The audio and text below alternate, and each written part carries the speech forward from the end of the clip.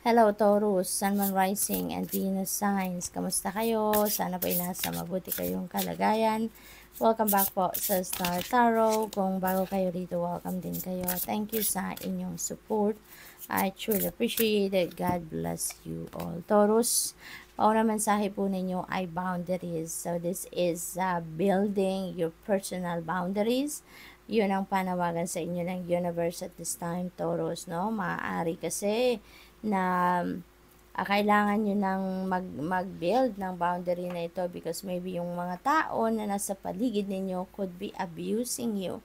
Maaring sa sobrang kabaitan ninyo, sa sobrang considerate ninyo, sa sobrang, alam mo yun, yung napakalaki ng puso ninyo para sa iba, ay naaabuso na kayo, no? Maybe some people around you are stepping on your toes na already, kaya hindi naman yun tama, hindi naman yun mabuti, 'di ba? Kaya inimbitahan na kayo dito, mag-set kayo ng boundaries para masalba pa ninyo ang inyong relationship kahit anumang klaseng relationship ang meron kayo sa mga taong ito. Kasi para hindi kayo umabot sa punto na mag-aaway kayo or magagalit ka, 'di ba? Yung ganon. Kaya ngayon pa lang, no, mag-set ka na ng boundaries so that you and the people around you would know your limitations, 'di ba?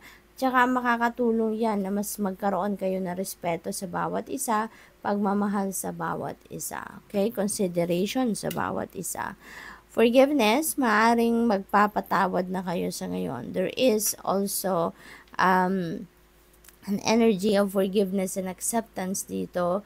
Kung ano man ang mga nangyari in the past na siguro nakasakit ng inyong damdamin, dinulot na kung sino man, mahalaga sa buhay ninyo, maari ngayon, mas pipiliin ninyo ang love, no? Kaya mas gusto nyo nang tanggapin na lang kung ano man ang mga nangyari in the past at patawarin na ang mga taong ito na nagkasala sa inyo or nakapagdulot ng sama ng loob.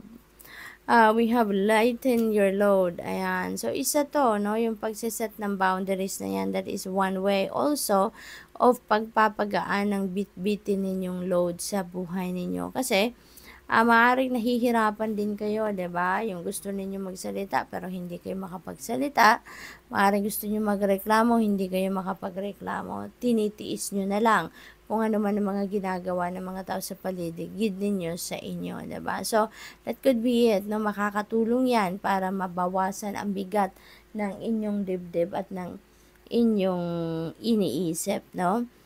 This could be also duties, responsibilities ninyo, obligations, no, na nagpapabigat sa inyo kasi maaaring puro na lang kayo, no? Maaaring lahat na lang nasa balikat ninyo at wala kayong makatulong or walang tumutulong sa inyo. Hinahayaan na lang na kayo ang kumargo ng lahat. At kung sa trabaho naman ito, maaaring this is overwhelming task na binibigay sa inyo, baka sobrang workload naman ito. Kaya it's about time na yung mensaheng ito para sa inyo, na to lighten your load. It's about time na para magsalita na kayo, humingi kayo ng tulong, or maybe yung iba sa inyo dito hindi nahihingi ng tulong, you're just going to quit, no? Talagang maaring ang iba sa inyo dito iiwanan na lang ang trabahong yan. So, what else? We have happiness, magiging masaya na kayo. See, kapag nagkaroon na kayo ng boundaries sa mga tao, no, na nasa paligid ninyo, mga nakakasalamuhan ninyo every day, you will be feeling happy. Yung pagpapatawad na yan, you are going to create happiness and harmony within yourself then. Lalo-lalo na pag pinagaan nyo na yung mga bit-bitin ninyo, you learn how to manage, no, yung mga load na yan na nandyan sa balikat ninyo. So, you will be happy eventually. We have finding. Ayan, ang iba sa inyo dito, Taurus, siguro, talagang nagkaroon din kayo ng disconnect with your soul, disconnect with yourself, no? Kasi, di ba, kapag marami tayong iniisip, marami tayong pinoproblema, marami tayong ginagawa, so, parang fragmented tayo, no? Yung isip natin all over the place. At saka, yung parang, siguro nararamdaman din ng iba sa inyo dito na parang teka lang, parang hindi ko nakilala ang sarili ko.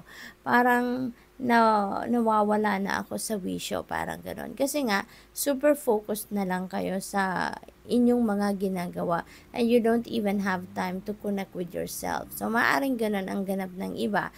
Kaya feeling ninyo siguro, ano kayo, yung parang nawawala na kayo sa walang connection kumbaga sa soul ninyo. So maybe that is what you are going to try to find right now. 'Di ba? May mga pagkakataon tayo na sinasabi natin sa sarili natin na gusto ko munang hanapin ang sarili ko, no? So maybe 'yun ang ganap dito for some of you.